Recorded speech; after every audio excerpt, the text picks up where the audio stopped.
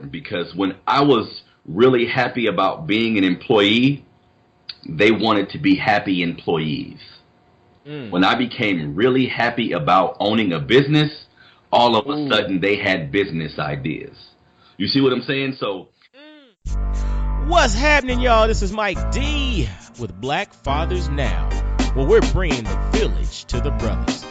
Every couple of weeks, you can look forward to a quick inspirational message or a thought-provoking guest with knowledge and wisdom, all geared towards helping you be the best father that you can be. We're bringing the village to you. Now it's your turn to do something with what you learned. All right, y'all. Let's go. What's going on, fellas? This is Mike D with Black Fathers Now. And fellas, I got a dope guest on today, man. I have my man Harrison Anderson. And Harrison is a writer, a father, and an entrepreneur. And he's from Sacramento, California. After spending several years in corporate America, he decided to try his hand as a business owner, establishing Antelope Mobile Notary Services, a notary company based out of his hometown, Sacramento, California. In 2015, after watching the country become so volatile, he felt he had to do something. That's when the idea for Melanated Fathers of America came to be, a website dedicated to highlighting positive imagery and constructive dialogue with men and women around the country. He's also working on his first novel, Trials and Tribulations of a Teenage Father, a book that is loosely based on his life. Fellas, the Black Fathers Now family, let's welcome my man Harrison Anderson. Harrison, how you doing, my man? pretty good. How you doing, brother? I am doing wonderfully well, my man, wonderfully well. And I read an awesome, bio there, but as always, we got to allow you to give some shout-outs to your friends and family, my man. Okay, and actually, you know what? When it comes to shout-outs right now, Mike, I would just like to shout out my city because we're going through so much right now. And I monitor closely what happens to black society on a regular basis, and it seems like a lot of the police killings and things that we've seen around the country has finally kind of came home. So that's what I'm witnessing. I'm witnessing what I watched with Trayvon, what I watched with Freddie Gray. I'm watching the clips of these things in other cities, but to see it, in your backyard is pretty surreal. So I just want to give a shout out to my city, man, and the family of Stephon Clark. Most definitely, man. Most definitely a shout out to your city, to his family, and to all those directly connected. And to be honest, man, we're all black men. We're all black fathers here. And so we're all directly connected to something like this. And so, yeah, I appreciate your shout out, my brother. And so, and so kind of jumping into, your story, you mentioned you're in the process of writing a book, The Trials and Tribulations of Being a Teenage Father. My man, talk about your experiences, man. Talk about the inspiration for this. I mean, obviously it's the fact of you being a teenage father, but talk about your life growing up and having kids young and how that's impacted you, brother. Okay, well, for me, Mike, I mean, in high school, I had 2 children in high school. So I had 2 children in high school. I had 4 children by the time I was 23 years old. Wow. So understanding that I was a college student, still trying to do things the right way, but I had, up until that point, I had moved completely too fast. So what I find myself doing was an adolescent child trying to be a man, but at the same time trying to set values and standards for my children.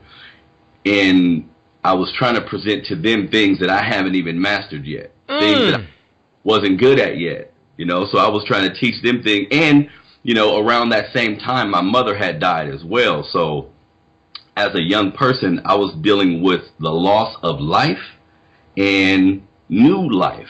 So the dichotomy of both of them at the same time weighed heavy on me. But I think the biggest thing that helped me was trying my best to remain consistent.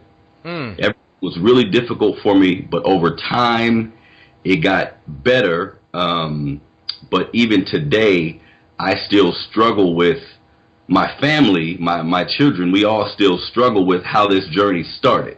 We're trying to make corrections, and see things differently, and I'm a much wiser man today, much wiser. But at the end of the day, how this journey started it still affects us, you know? So that's why the website and everything around the website became so important. How this journey started still impacts you today. What's interesting that you laid something out there that I hope the brothers caught. You know, you were trying to present to them things that you hadn't learned yet yourself. Correct. That is powerful. Like, I mean, that's a challenge in itself. It's like we're trying to teach something that we have yet to master.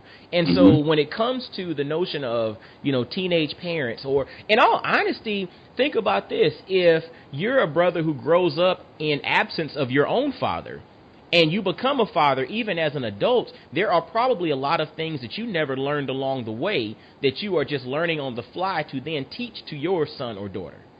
Definitely. I would see the error in my decisions quickly. You know, I'll teach a 3-year-old something that, you know, my reference point is just maybe what I've seen on TV or what I've seen around my neighborhood, and I immediately see them try what I taught them, and it kind of hits me back in the face, the negative repercussions of whatever I taught them, but I'm supposed to be the adult. So in certain instances, it's almost like the epitome of the blind leading the blind. And then as I get older and my children are older, I have two 20-year-old sons now. I'm only 38 years old. So, I mean, to put that into context, I'm not an old person. So I'm able to look at their entire life as like a book and what I've done right and what I've done wrong. And I can point out things that didn't go right. And a lot of it was youth-based in a lack of guidance. Because my father wasn't there. You know, my dad died when I was 8. So I was just learning on the fly, man, and kids had to suffer in the meantime. You know what I'm saying? So that's how I feel about it. The kids had to suffer in the meantime, but you also, through experience, you learned. You know what I'm saying? And so it's interesting how, like, I interviewed a brother not long ago, and his episode dropped, you know, a few weeks ago, and one of the things that he talked about was knowledge versus know-how, right? And so knowledge is acquired by, you know, reading and watching and learning and all of that.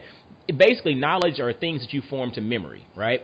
Whereas know-how refers to the actual experiences or practical application of that knowledge. And so it's interesting that, you know, you kind of learned on the fly without the knowledge, but all of us, until we become fathers, have maybe the knowledge but don't have the know-how. So at the end of the day, you're not as far behind, or you weren't as far behind as you think from, you know, other, like when I was a first time, when I was a father, you know, my dad was around, but even still having your own kid, I still had no practical experience. That makes sense. You know, and so that's interesting. And so you're in the process of writing a book about, you know, some of the things that you learned, you know, along your journey, correct? That book will be putting, in my opinion, in our society, we see the whole baby daddy, baby mama thing, where you'll see a black man with 3 or 4 baby mamas. We see this a lot. I have 3 total. Now, on the outside looking in, when you look at that, it is very stereotypical. People judge that situation. So my book, Mike, would really be putting those experiences into context. How does someone end up with 4 women pregnant or 3 women pregnant? What's the mentality of someone that would actually allow all that to happen? You know what I'm saying? So my book is it's my way of articulating my experiences in a way where people will read it and say, I may not have lived that way, I may not agree with it, but I definitely understand. That is so powerful, and it's so necessary, man, because people need context behind situations. Because to your point, from the outside looking in, if I have no contextual basis to mount it on, then at the end of the day, you start to judge, right? And then what ends up happening is you start to put people in particular categories based on the result. But if we take a step back, I actually did an episode that was titled I Am Them, right? Because at the end of the day, what separates us from the next person, right? Because when you think about babies. And when you think about baby mamas and all of that, you know, yes, you resulted, like you said, with three different baby mothers, but the vast majority of us did what it takes to result in three baby mamas, but yet it just didn't end out that way. So that's the point. Yeah, that's the whole point. And so the thing is, when you say I am them, it's like, you know what? I did everything that he was doing. I just didn't result with, three kids, right? The same thing when people look at, people with DUIs and all that stuff. Most of us that have gone to college have probably consumed too many and gotten behind the wheel of a car. We just did not happen to hit a roadblock by the police. Or we just did not happen to, fall asleep at the wheel and have an accident. But at the end of the day, we all did the same thing. We just did not have the same result. And people have to internalize that. That is very true, Mike. That is very true. And so that's why I think something like your story is definitely going to be well needed, and society needs to see that, because we need to kind of put it back into the face of each other and realize that, you know what, we're not perfect. None of us are perfect. But at the end of the day, our experiences are connected, because at the end of the day, we all kind of did the same things, even though everybody had different results. So, very true. Wow, I'm looking forward to it, man. You make sure you let us know when that thing drops so we can put it out there with the Black Fathers Now family, my brother. And so moving forward with your story here a little bit, man, you mentioned, you had experience in corporate America, but how did that experience in corporate America lead you to entrepreneurship? You started Antelope Mobile Notary Service in Sacramento. Talk about your experience in corporate America, and then what ultimately led you down this path of entrepreneurship? Well, really, I would say, like most people, I had a job that I enjoyed doing it, but I was far from passionate about it. But I enjoyed doing it. So around, I would say, my mid-20s, Mike, I just began reading a lot of books about Black history, reading a lot of books about the criminal justice system. So really, reading books about history and learning about great Black people from history, it just made me look at my life differently. And I began to feel like I got to be a creator. I have to create something. It's bigger than me coming in, clocking in at this job, having a break time, all these different things. I was like, man, I need to figure out something differently. And I started writing. The writing came first. I wanted to write a kid's book about Mansa Musa. That was that's big. My first idea for writing. And then from there, it just went to my life. I was like, well, how about I start with my own experiences? You know what I'm saying? So yeah, that was pretty much it, man. You felt the need to be a creator through your exposure to Black history and your connection to that. Was there any specific, can you recall like any particular book that was like the catalyst or the straw that broke the camel's back, so to speak, that was really your aha moment? You know what?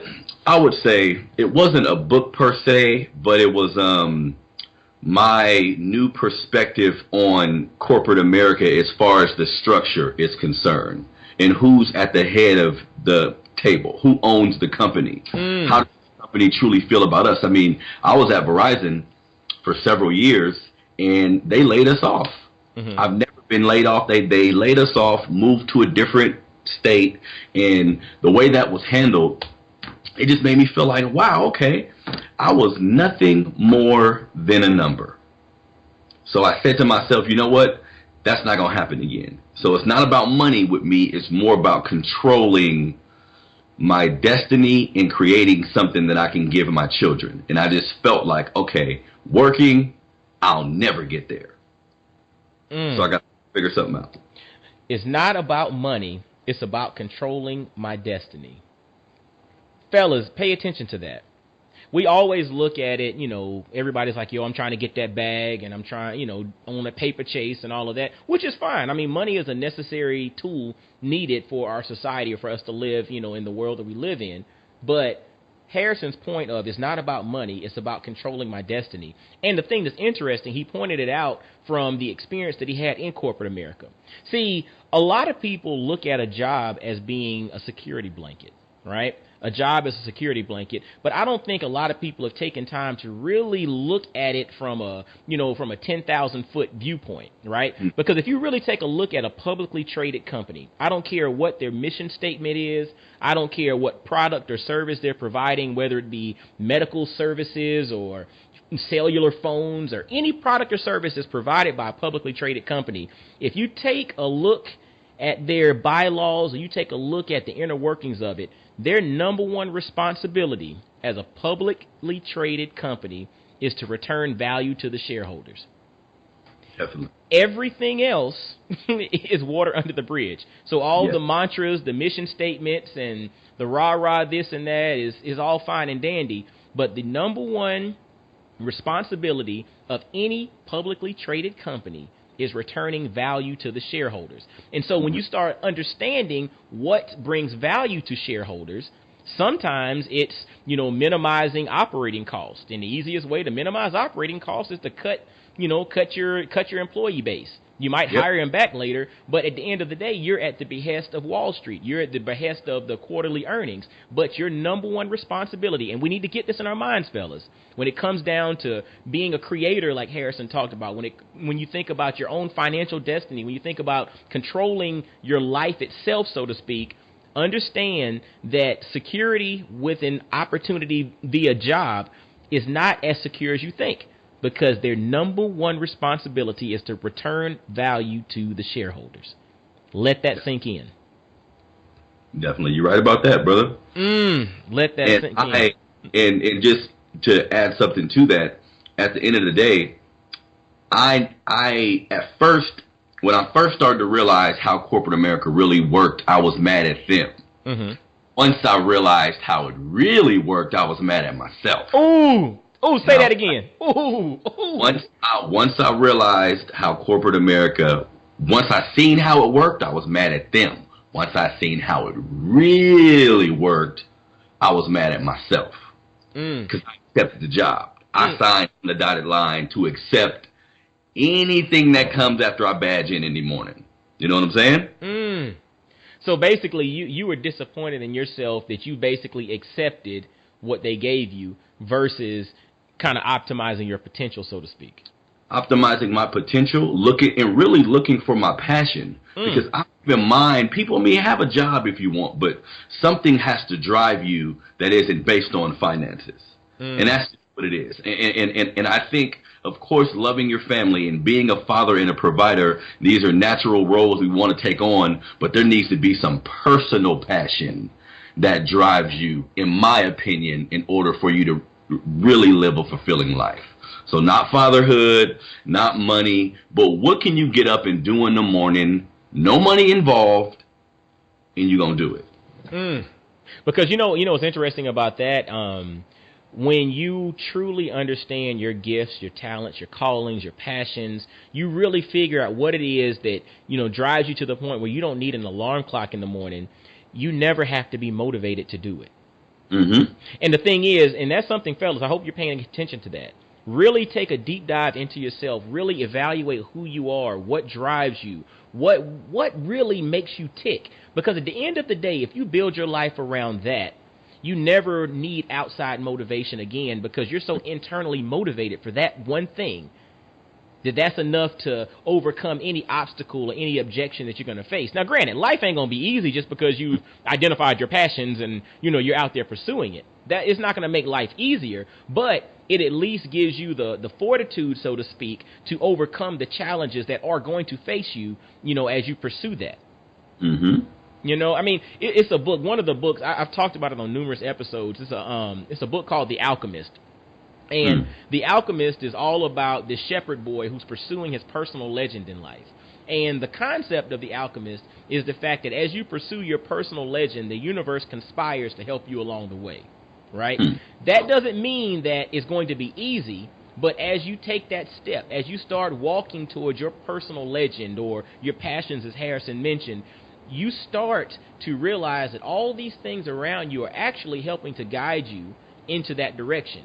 But you have to take that first step. You have to have the courage to take that first step. And don't fall victim to believing that your security is in the hands of somebody else.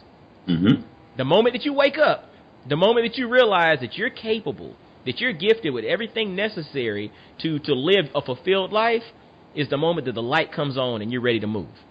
Mm-hmm. So, and so speaking of all of that, you created Melanated Fathers of America. Man, Mm-hmm. Talk about the inspiration for that. Well, first tell us about what is, Melanated Fathers of America, but then talk about the inspirations and some of the things you have going on with that, my man.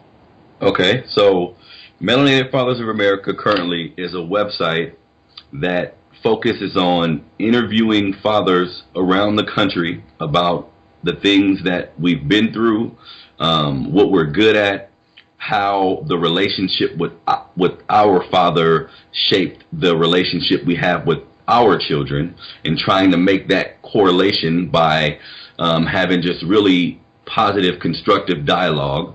We also have other things on the site. I would say that interviews would be like the main entree, but there is weekend activity tips, because I think it's important to always be looking to do something with your children. Most of us know that, but I think it's good to put it in the public space. Mm-hmm. We also have a book of the month that I do every month. I'm really big on reading, so I do a book of the month every month. We have a section called What's the Scenario, where I create a parenting scenario, either from the mother's point of view, the father's point of view, the child's point of view, and again, all in an attempt to create dialogue and ask ourselves tough questions. If you go to my site or my Facebook page or any of the platforms that I use, most of the time I'm asking questions, because I think there's a lot of things that we don't talk about enough as a community. Now, on the site also,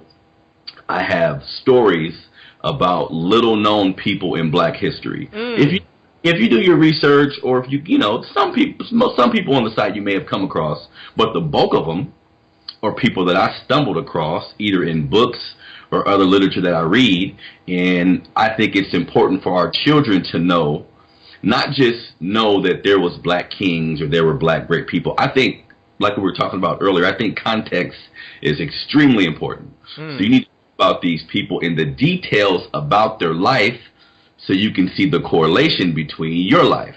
And I think that needs to happen more so than looking at an athlete or an entertainer. We need to aggrandize just regular people who was just about that life, that was willing to go all the way for us, because that's the people that I highlight on the site. That's how they all tie in as well. They were all concerned about the Black community at the end of the day.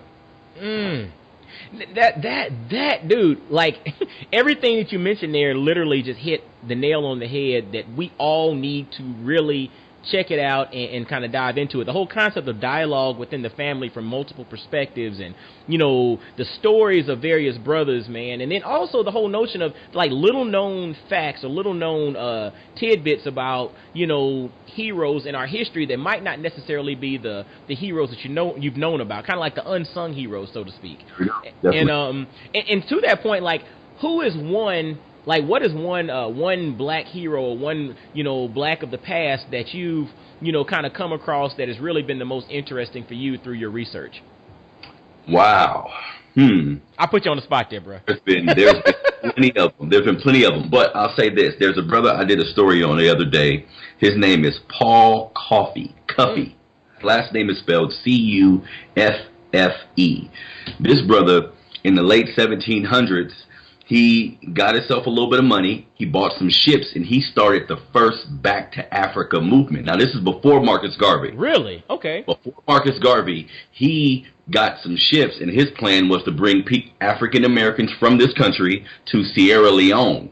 He went to Sierra Leone first, mapped it out, got with some Africans there, told them, look, I'll be back with more people. So I think it was 1790, somewhere around there, he brought the first set of African Americans to Sierra Leone. 38 people he brought to Sierra Leone. They were able to build their own communities there, and before he was able to continue that mission, the power structure came in and created the same type of organization he had.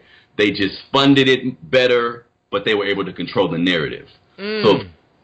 of course, that didn't continue to happen. But people like that is amazing to me because, of course, I'm aware of Marcus Garvey. Yes. If you know, of course, if you haven't been living under a rock and you're a black person, you're aware of at least a little bit of what he did and how he tried to take people basically and, you know, go back to Africa and create a movement or create a active community between people in Africa and here, you know, and you know, Paul Coffey was doing the same thing just before Marcus Garvey. And really, brother, if I didn't read books the way I do, I don't know how I would have ever found out about him. That is amazing. Like Paul Coffey, I mean, literally is Marcus Garvey just 175 years, you know, it predates Marcus Garvey by 175 years. Like, there we go. That's fascinating. And then you look at Sierra Leone, but then you look at, you know, then you fast forward and think about like Liberia. You know, how Liberia was kind of set up as a settlement for, you know, former slaves from the United States but this was done in Sierra Leone. That is interesting. Now, I wonder if there's any connection with the lineage of the African Americans that were brought from the United States back to Sierra Leone. Is there a particular tribal group still in existence in Sierra Leone that's connected to the African Americans that went back? And see, and that's the unfortunate part. I'm sure it is, but I feel like they do such a great job of just scrambling up our history that, you know, we don't even take the time to try to make those connections because we're talking about Martin Luther King, we're talking about Rosa Parks. They give us 4 or 5 people to pick from every year when, you know, if we did deeper dives, we would be able to find some of that information you're talking about. You know, and you know, you literally are scratching the surface on something that's so powerful. You know, we have the 4 or 5 usual suspects that get rotated around the media cycles in February of every year, and then leaning towards the beginning of, you know, the end of the mid-January and then the beginning of April, you know, we have, you know, 1 or 2. I mean, that's basically it. We have the same usual suspects. But then if we take a deeper dive and a deeper look, and you look at our system or look at our history, not just from, you know, civil rights to now, but you start going back before that, and you take it back to, you know, the liberation movements in Africa, and you start looking at Lumumba and Kenyatta, and you know, I mean, you start looking at all of these things here and tie them all together. I mean, it's fascinating, and there's so much to learn. But to your point, it feels like a lot of it has been covered up, you know, by the powers that be, so to speak. Yes, because I feel if we were to tap in to some of the energy that these brothers and sisters conveyed, it would be a problem. If if all of us woke up one day, a lot of this would be over. If all black Americans said, you know what, we're going to work together, regardless of your religious set or your denomination, to me, none of that matters. If we black, we black. If all of us woke up one day and said, we're going to work together, all of us, from the top to the bottom, this whole world would be in trouble because our influence is already vast in whatever we touch. So if our influence became unity, we'd rule everything. But I think the powers that be know that. That's why they have to keep us divided, keep us scrambled a little bit. They're more comfortable that way. Ooh, brother, you said a mouthful. You said a mouthful, but you're stating the truth, man. You know, divided we fall. Yes. You know, I mean, you read all kind of. If you read Sun Tzu, and you talk about the art of war, and you start thinking about, you know, how do you conquer your opponent? I mean, you divide them if you're smaller, right? Yep. And so, I mean, you stop and you think, but division doesn't always come physically. Division comes mentally. It comes emotionally. It comes, you know, in various forms. So, to your point, man, I think something like Melanated Fathers of America has that unification force that could get people to start to look at life, get brothers and sisters to start looking at life a little bit differently, and start to see this thing from a collective perspective and not just I'm trying to get mine and do my own thing. Definitely. Man, that's woo, fellas, definitely check out melanatedfathersofamerica.com for sure. Question. So with your experiences, you know, corporate America, you know, launching the mobile notary service in Sacramento, creating Melanated Fathers of America, how has this journey itself impacted you as a father? As a father, it's impacted me in a way where I think I'm able to impart, in my opinion, the correct type of wisdom on my kids when what I deem important. Because when I was really happy about being an employee, they wanted to be happy employees. When I became really happy about owning a business, all of a sudden they had business ideas. You see what I'm saying? So I think over time I had to realize, being the man of my family, I had to realize how impactful everything I done was. Because when I was in corporate America, I mean, I was happy. And I expressed to them about my 401k and my benefits, and they seen the joy in my face, and they wanted to do that too. But lately,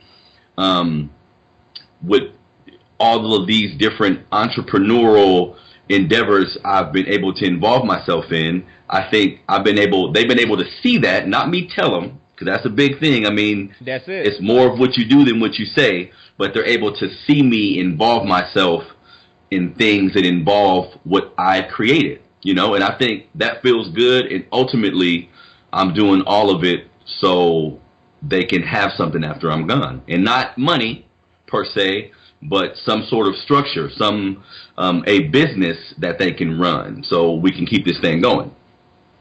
Man, you said something there that's so powerful. When I was happy as an employee, they were excited about becoming an employee.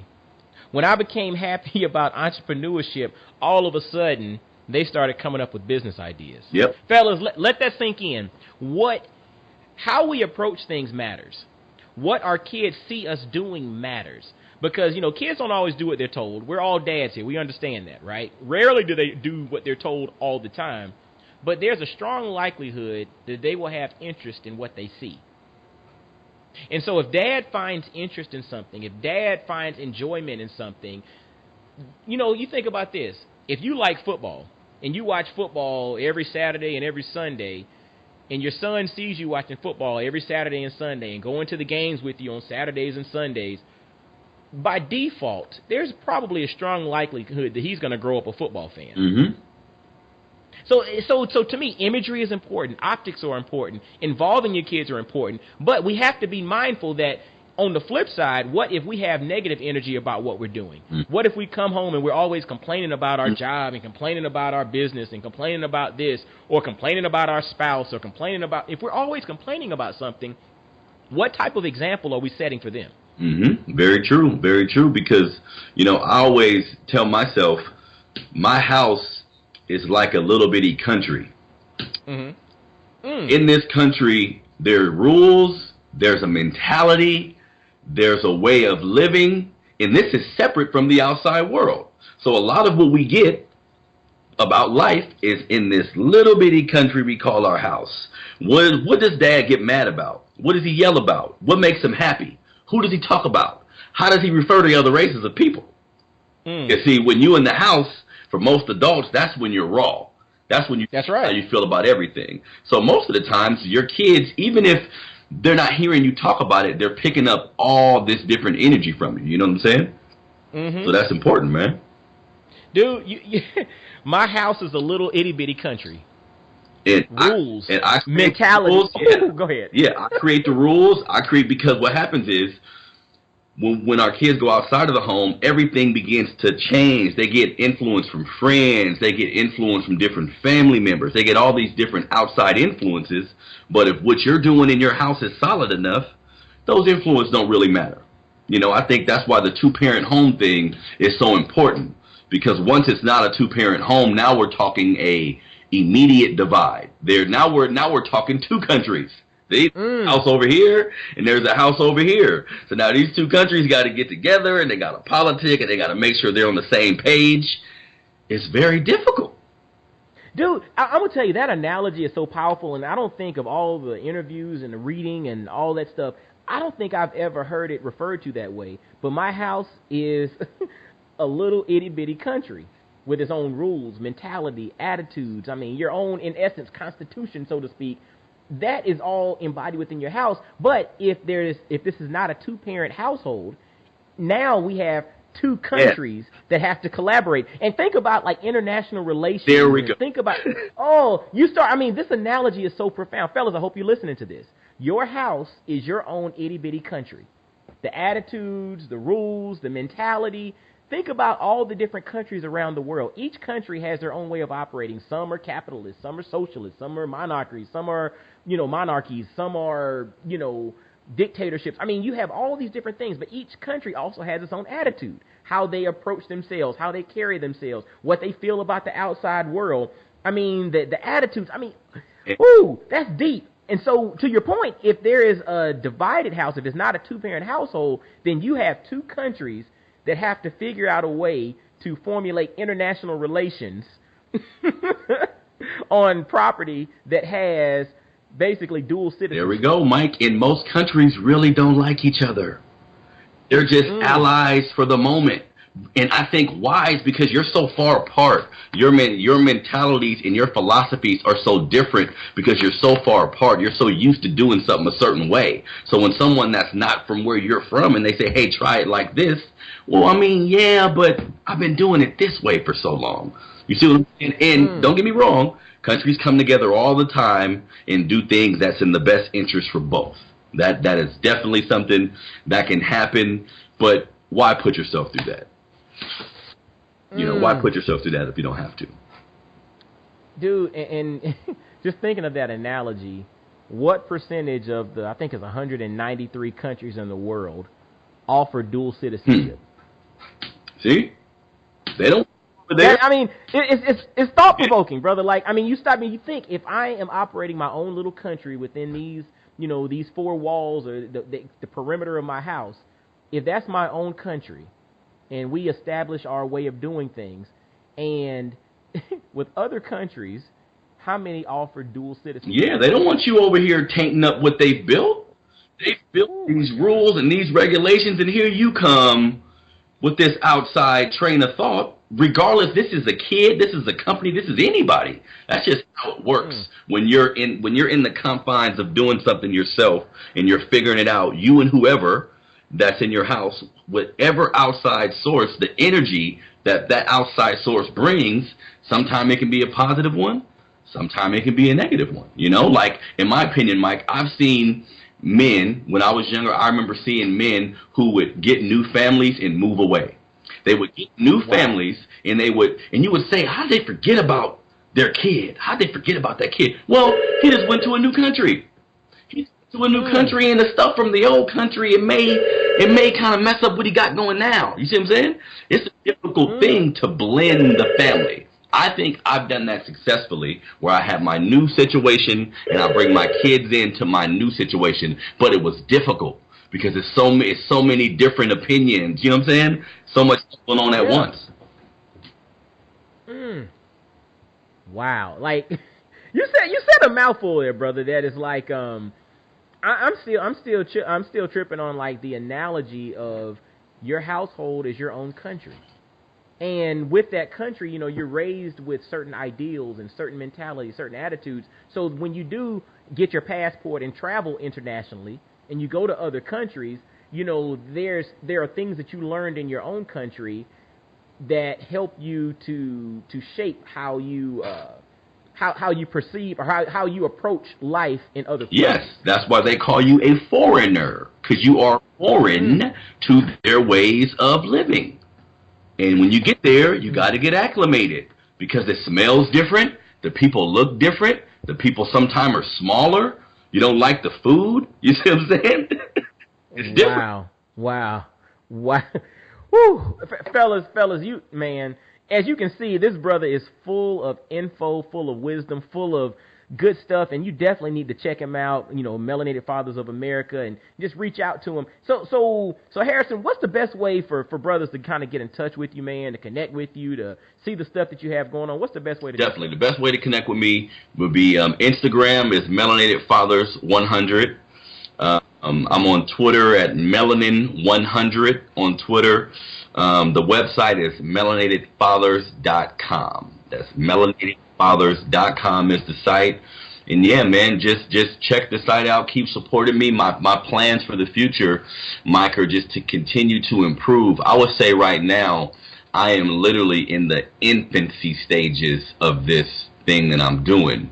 The writing is going to get a lot better. I want to make better visuals. I'm going to get bigger. I want the biggest men, the biggest black men, the most influential black men in society to eventually interview with the site, because I think with people, when we talk to athletes or people in entertainment, sometimes you don't necessarily talk about them being a father. Like, what do you do with kids? Mm-hmm. Like, you have 2 kids, 2 different women. Okay, explain to us how that happened and what you learned from that. See, we ask them about music and we ask them about money and how they acquired certain things, but I think those brothers need to talk about parenting. We see a lot of black fathers on TV who are with their kids, and that's a good thing, but I want to hear your story. How that happened. What do you do with your kid on a Saturday evening? Take the money out of it.